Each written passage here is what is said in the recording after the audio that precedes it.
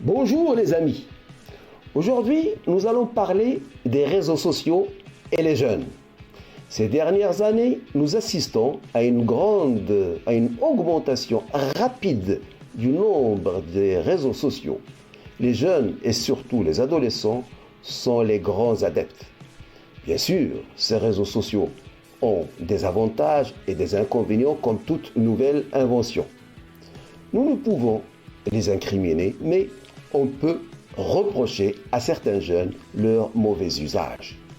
Un article paru le 21 juillet 2022 sur mdedge.com, écrit par le Dr Swick, médecin-chef à Wana, centre de santé comportementale pour enfants et adolescents, et par le Dr Jelinek, qui est professeur émérite de psychiatrie et de pédiatrie à la Harvard Medical School de Boston.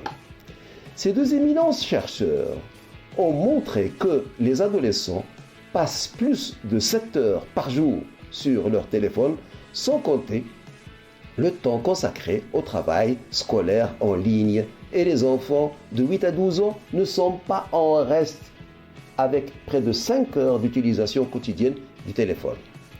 Une très vaste étude menée au Royaume-Uni, incluant plus de 10 000 participants, a démontré une forte relation entre le temps passé sur les médias sociaux et la gravité des symptômes dépressifs, avec un effet plus prononcé chez les filles que chez les garçons.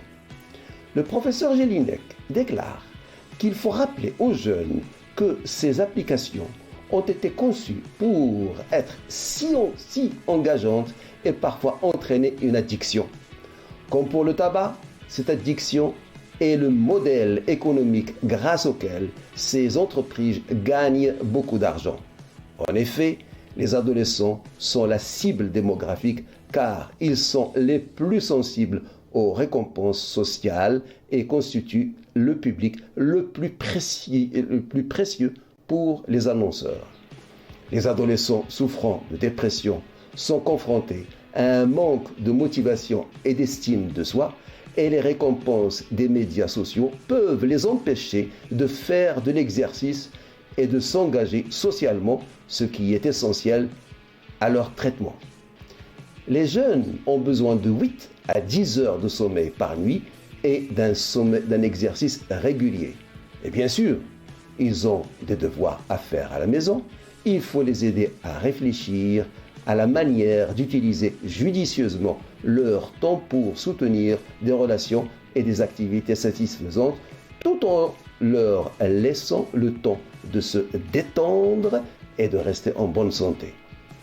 Quant aux parents, tout comme ils essayent de leur apprendre à faire de bons choix en matière d'alimentation, à obtenir une excellente nutrition tout en valorisant le goût et le plaisir, ils doivent leur expliquer la manière d'équilibrer les activités virtuelles et les activités réelles, le travail et le jeu, et l'effort avec la relaxation.